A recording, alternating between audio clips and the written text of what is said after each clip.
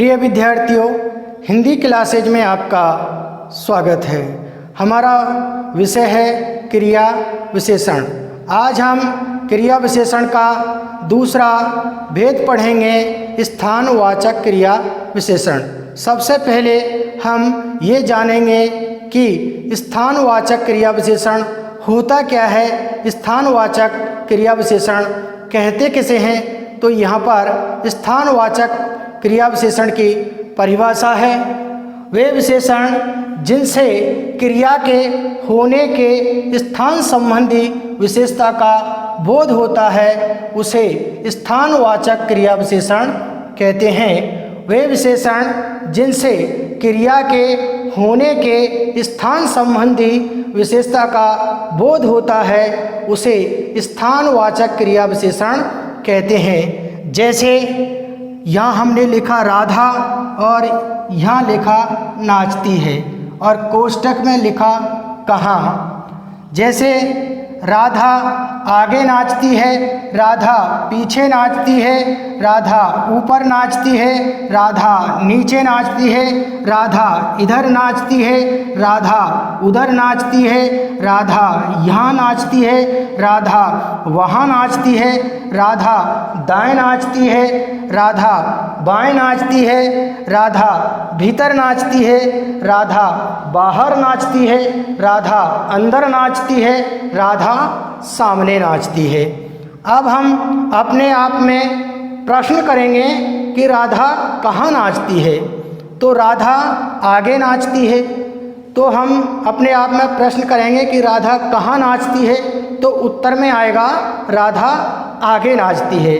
तो ये नाचने की जो क्रिया है वो हो रही है, उसके स्थान का बोध होता है कि राधा कहाँ नाच रही है या किस स्थान पर नाच रही है। तो जहाँ क्रिया के स्थान संबंधी विशेषता का बोध होता है उसे स्थानवाचक क्रिया विशेषण कहते हैं। जैसे हमने परिभाषा में पढ़ा है, वे विशेषण जिनसे क्रिया के होने के स्थान संबंधी विशेषता का बोध होता है उसे स्थानवाचक क्रिया विशेषण कहते हैं। तो ये याद रखने का तरीका है, राधा आगे नाचती है तो राधा कहाँ नाचती है, उत्तर में आएगा राधा आगे नाचती है। तो नाचने की जो क्रिया हो रही है उसके स्थान संबंधी विशेषता है कि आगे नाच रही है। तो क्रिया के स्थान संबंधी विशेषता का बोध होता है, क्रिया के होने के स्थान संबंधी विशेषता का बोध होता है, उसे स्थानवाचक क्रिया विशेषण कहते हैं। यहाँ कुछ उदाहरणों द्वारा समझाया गया है। पहला उदाहरण है, आप यहाँ बैठिए। आप यहाँ बैठिए। तो ये बैठने की जो क्रिया है, ये बैठने की जो क्रिया है वो कहाँ पर हो रही है। अब हम आप यहाँ बैठिए, ये उदाहरण है। हम अपने आप में प्रश्न करेंगे कि कहाँ बैठिए, कहाँ बैठिए। बैठने की क्रिया कहाँ पर हो रही है, तो बैठने की क्रिया यहाँ पर हो रही है, यहाँ पर हो रही है। तो यहाँ क्या है, ये एक स्थान है, यहाँ एक स्थान है और यहाँ पर बैठने की क्रिया की स्थान संबंधी विशेषता का बोध हो रहा है, इसलिए हम कह सकते हैं कि आप यहाँ बैठिए, ये क्रिया है, वो स्थानवाचक क्रिया विशेषण है। इसी तरीके से हम दूसरा उदाहरण पढ़ते हैं, लड़के बाहर खेल रहे हैं। लड़के बाहर खेल रहे हैं। तो ये खेलने की क्रिया है, ये खेलने की क्रिया है, कहाँ पर हो रही है, बाहर हो रही है। कहाँ पर हो रही है, बाहर हो रही है। इसलिए हम कह सकते हैं कि यहाँ पर ये खेलने की जो क्रिया है उसकी विशेषता क्या है कि बाहर हो रही है। ये खेलने की क्रिया है वो कहाँ पर हो रही है, तो इसकी स्थान संबंधी विशेषता क्या है, बाहर। तो लड़के बाहर खेल रहे हैं, ये वाक्य है, वो स्थानवाचक क्रिया विशेषण है, क्योंकि इसमें क्रिया के होने के स्थान संबंधी विशेषता का बोध हो रहा है कि क्रिया खेलने की क्रिया है वो कहाँ पर हो रही है। इसलिए हम कह सकते हैं कि लड़के बाहर खेल रहे हैं ये वाक्य है वो स्थानवाचक क्रिया विशेषण का उदाहरण है। इसी तरीके से अब हम पढ़ते हैं तीसरा उदाहरण। रमेश पेड़ के नीचे सो रहा है। रमेश पेड़ के नीचे सो रहा है। तो हम अपने आप में प्रश्न करेंगे कि रमेश कहाँ सो रहा है, तो उत्तर में मिलेगा कि पेड़ के नीचे।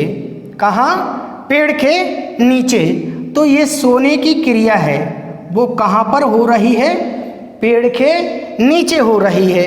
तो सोने की क्रिया है, इसकी स्थान संबंधी विशेषता क्या है? नीचे।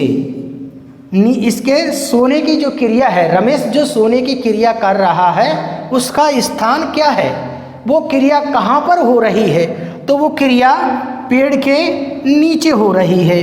तो ये नीचे जो क्रिया है, क्रिया हो रही है वो सोने की क्रिया के स्थान संबंधी विशेषता का यहाँ पर बोध हो रहा है। इसलिए हम कह सकते हैं रमेश पेड़ के नीचे सो रहा है ये वाक्य है वो स्थानवाचक क्रिया विशेषण है, क्योंकि यहाँ पर सोने की जो क्रिया है जो रमेश के द्वारा की जा रही है उसके स्थान संबंधी विशेषता का बोध हो रहा है कि सोने की क्रिया है वो कहाँ पर हो रही है? नीचे हो रही है, पेड़ के नीचे हो रही है। इसलिए रमेश पेड़ के नीचे सो रहा है वो वाक्य है स्थानवाचक क्रिया विशेषण का उदाहरण है। इसी तरीके से अब हम पढ़ते हैं चौथा उदाहरण। बालक छत पर खेल रहा है। बालक छत पर खेल रहा है। तो हम अपने आप में प्रश्न करेंगे ये कहाँ, कि बालक कहाँ खेल रहा है? तो उत्तर में आएगा छत पर खेल रहा है। तो ये बालक जो खेलने की क्रिया कर रहा है, बालक खेलने की क्रिया कर रहा है, ये कहाँ पर कर रहा है? खेलने की क्रिया का स्थान क्या है? तो छत। खेलने की क्रिया का स्थान क्या है? छत है। इसलिए हम कह सकते हैं कि बालक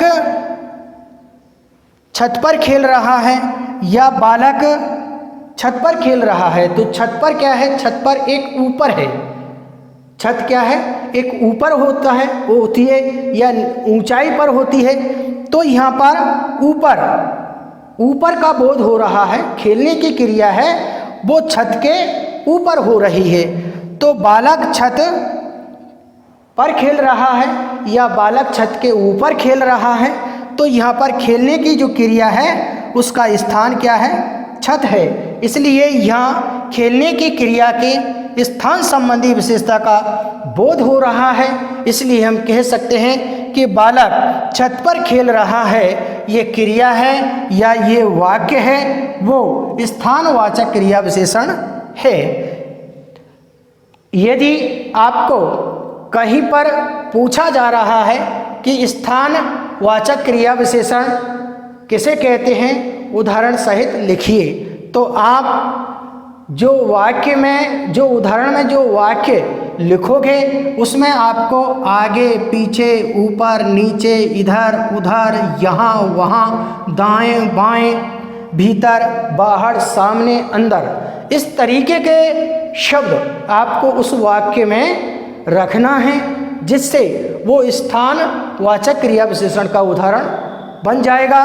इस तरीके से आज हमने स्थानवाचक क्रिया विशेषण का विस्तार पूर्वक विधिवत रूप से अध्ययन कर लिया है। आप इसे अपनी उत्तर पुस्तिका में लिपिबद्ध करें, क्योंकि इस तरीके का विवरण आपको किसी भी पुस्तक में देखने को नहीं मिलेगा। इसलिए आप इसे अपनी उत्तर पुस्तिका में लिपिबद्ध करें और याद करें, ताकि आपकी परीक्षाओं में इनसे संबंधित प्रश्न पूछे जाते हैं तो आप बड़ी सरलता और सुगमता के साथ उनका उत्तर दे सकते हैं। आज के लिए इतना ही, से कल पढ़ेंगे। Thank you.